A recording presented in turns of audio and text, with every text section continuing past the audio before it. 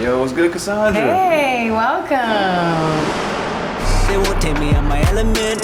Nah, take me out my element. All right, so you ready to get started? I am. It's a little messy, but we're ready. We're ready. I know, it's all good. The life of a creator. Yeah, this is the life, you know, right here. Tell us, what's one word that describes yourself? I would say joyful, filled with joy. You feel me? Filled with joy. What's something that's unique to your hometown, New Jersey? I would say it's very small town. It's very small town. I didn't realize it until I brought my girlfriend out there, and she was like, "Wow, it looks like almost a storybook town." I didn't realize that. Oh, wow. What part of Jersey? I'm from Belleville, New Jersey, 973. 973, yeah, that's dope. Okay, East Coast. East Coast. Taking us back, what exactly is Shotokan? Is that how you say it? Shotokan. Shotokan. Yup. And have you ever had to use it?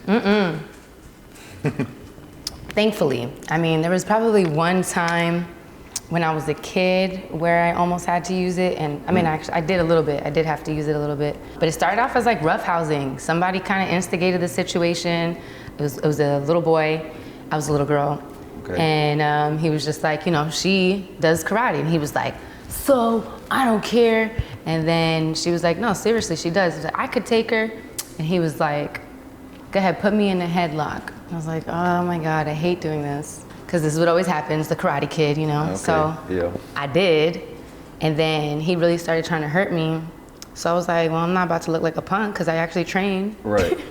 So I went harder, and then he really was losing air, so I let go. So when I let go, I'm walking away, and then I just hear, and he starts chasing me. So I run, my little brother's with me, and he's like, hey, stop. He takes him, bangs his head against the wall. Yeah, like it became a real fight. Oh. By that point, there was like a marker board with the little thing for the markers. Okay. He pushes me against it, hits my back, and he starts choking me. And then I do my whole shit, and somebody comes up and breaks it, but that was the only time I had to use it ever, yeah. Because you're a third-degree black belt? Third-degree black belt. Woo, okay. Yeah, you better watch out. I'm good off of that. You know, a lot of these influencers now, not a lot of them, a couple of them are doing these exhibitions. Would you ever take part in one of those? No, I don't think so. I mean, no. I just don't want to fight no more. I have TMJ. It's just not worth it. But Yeah. I am contemplating competing in like katas, which is forms and weapons again. Okay. That was my favorite thing to do. Okay, Yeah. that's dope. Yeah. Tell us about your recent project you just did with the Powerpuff Girls. What was your favorite part about shooting that project? Oh man, this was good because it actually turned into a little bit of a drama. And I actually love drama. I came out here to pursue drama, but comedy's just been hitting.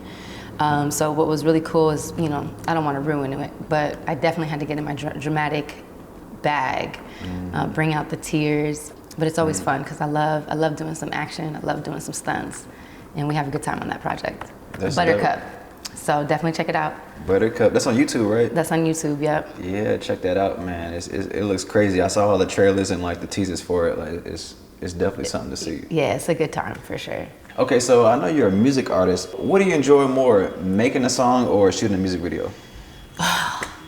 That's hard. Okay, I'm gonna say probably making the song then, because making the song, there's less stress. Making a music video is so stressful until the music video is shot. Then you're just like, ah, but I get more gratification though after watching the music video. You know what I mean? There's like that feeling, but Yeah. recording a song is pretty fucking, I love it. I literally, no one could hear my music and I'll just keep doing it for me. That's how much I love it. Like I just love it. Yeah, that's awesome. Okay, so what are some of your music inspirations? Some of my music inspirations, I love storytelling. So Okay. anyone who is cinematic or theatrical in the way that they tell or record their songs is kind of what inspires me. So like a Kendrick Lamar, like if you go to his, you know, concerts, it's theatrical. It's a performance. It's not just, you know, singing. I'm not really like a singer. I can't just get on a mic and just, you know, rock your world. You know what I mean? You're not going to be serenaded. It's more so I want to stimulate feelings and emotions and tell stories, and that is kind of how I go about you know, my musicality. So Yeah. yeah. Okay. So new music coming soon? New music? Oh yeah, we got a ton of music. I got like 5 songs lined up, 3 that are about to drop. I'm just working on it, and this music video is about to be fire, and y'all gonna really love it. Hey. Y'all gonna love these. Hey, we waiting on it. I'm excited. All right, so switching subjects here. So college or skip school? Skip school. No offense to college. If you're trying to be a doctor, go to college. Don't skip school on that, please. Did you go to school at all? College? Yeah. No, I didn't go to college. Got you. Yeah. Okay, what's the world missing right now? The world is missing unconditional love. Unconditional love. Unconditional love, man. If everyone can exercise that on a daily basis, I know it's very hard to do, but I feel like the world would be a better place, for sure. Facts. Childhood crush. Childhood crush. Nick Cannon. Justin Timberlake. Have you met any of these people? Yeah, Nick Cannon I met a few times. Yeah. Did you tell him? No, I didn't tell him. And yeah, it's not really a crush no more, but back then I was like, oh, he's so fine. He came out with a calendar back then. Oh, you had a calendar? I didn't have it, my friend did, and I was not allowed to have that kind of stuff in my house.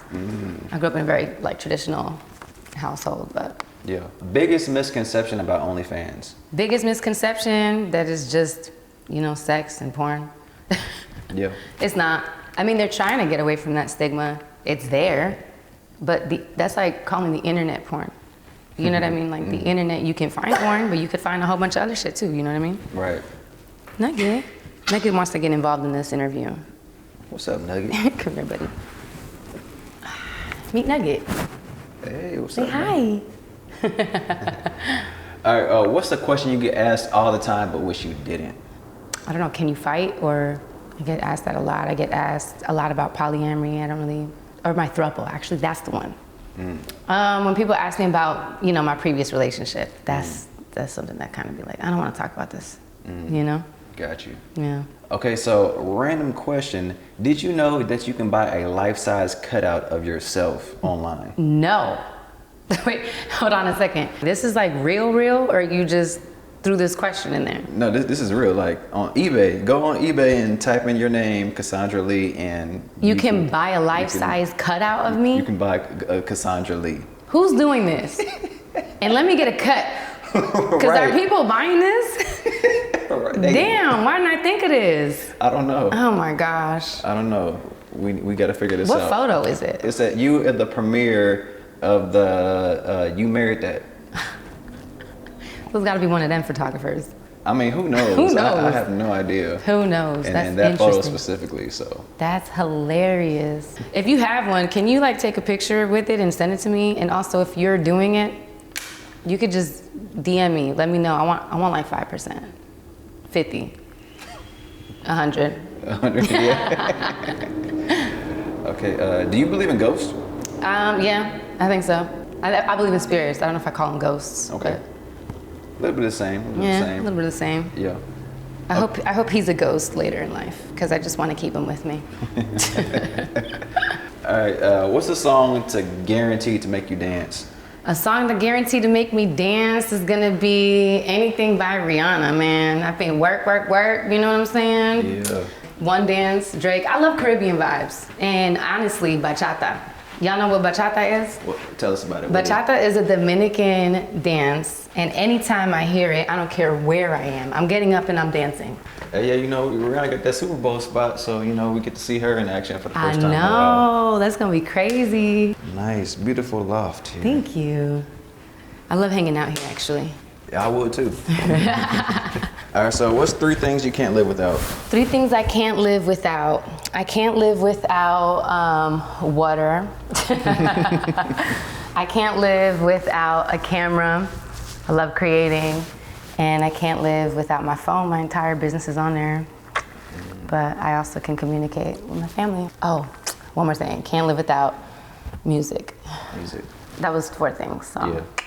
Yeah. What's your morning routine? Morning routine. I wake up, Avi, and I listen to praise and worship music. That's like the first thing I'll do.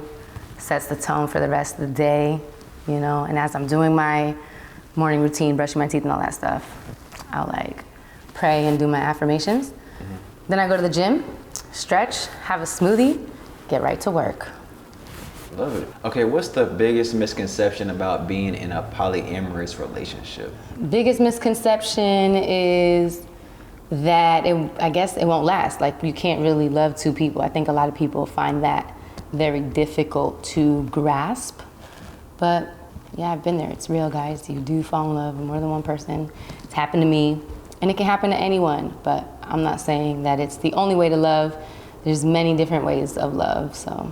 And so because of that, you've decided to put that publicly online. Like, what made you want to turn that into a social media business? 2 reasons. One, we didn't know what the heck we were doing.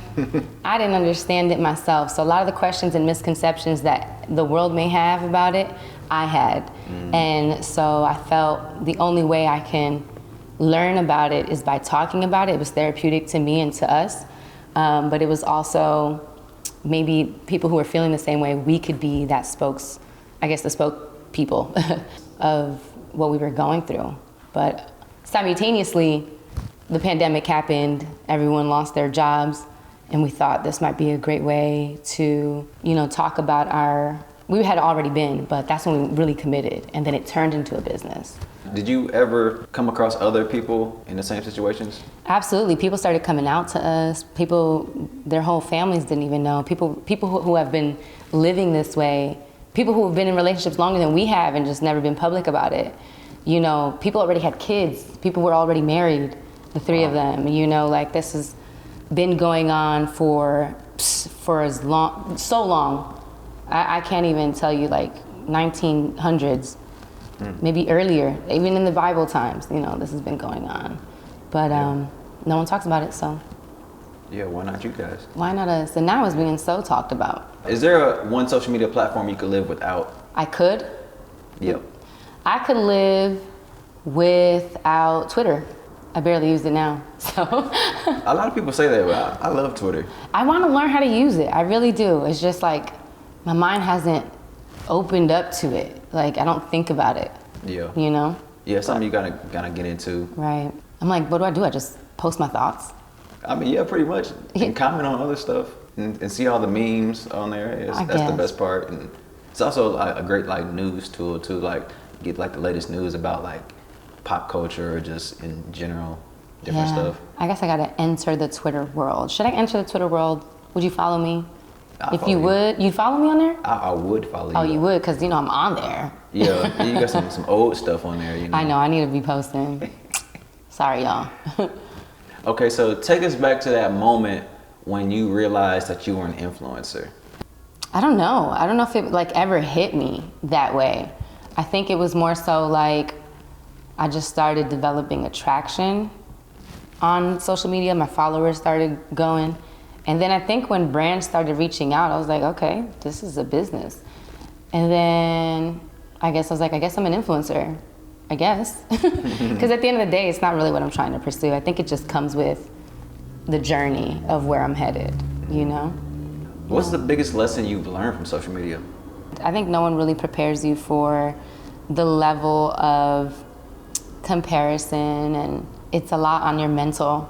If you aren't prepared, and I think this year I felt it the most. It's a blessing, obviously. I'm blessed. I'm very happy with what I do, but I think that there's a moment that happens where you start posting for the business and not for yourself, and that becomes mentally draining. And if you put too much energy on, the numbers and everything like that, we have to realize we have no control of that. It's an algorithm. One day it'll be good and one day it'll be bad. And if your worth is in that, you're gonna have a very, very difficult time, So to me, now I've been I don't care anymore. I'm just posting. Still, I know it's a business, but I'm definitely not as attached to the numbers anymore.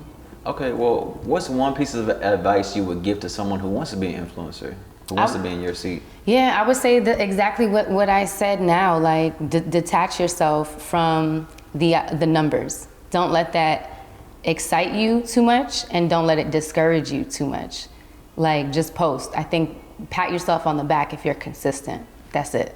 Consistency. That's what I keep hearing. Consistency. Consistency, man. Consistency.